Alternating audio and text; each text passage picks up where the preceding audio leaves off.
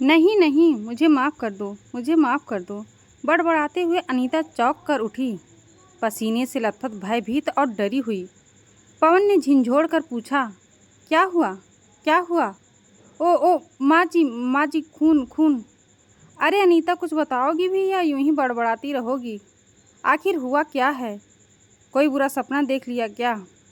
कुछ नहीं, कुछ नहीं, बोलकर अनीता अपने ही विचारों में खो गई। अब अनीता अपने पति को कैसे बताए कि ये सपना नहीं, डरावना सच है जो दिन रात उसकी आत्मा को कचोट रहा है।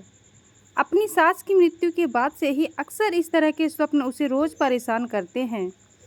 हर दिन उसे अपनी सास का डरावना और रौद्र रूप नजर आता है, मानो पूछ रहा है, बताओ तो मेरा कसूर क्या है? अभी कोई 3 बरस पहले ही तो अनीता पवन से विवाह हुआ था। अनीता के माता पिता ने सोचकर पवन से उसका विवाह किया था कि बहुत छोटा सा परिवार है पवन का। पवन और बस उसकी माँ और कोई नहीं, तो उनकी बेटी राज करेगी। पवन एक बड़ी कंपनी में इंजीनियर था, पैकेज भी बहुत अच्छा था।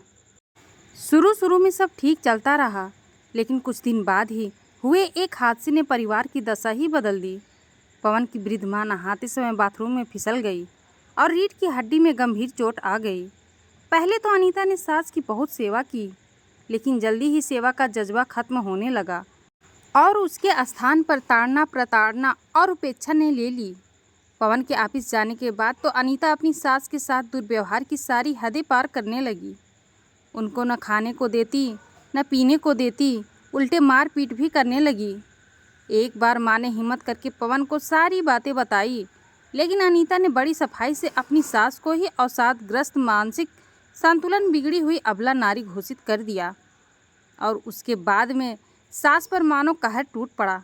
अनीता ने अमानवीयता की सारी हदें पार कर दी।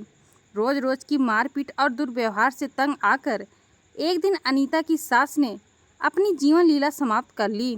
उन्होंने अपनी सभी दवाइयों को एक साथ निगल लिया और रोज रोज होने वाली मौत का दुखद अंत कर डाला।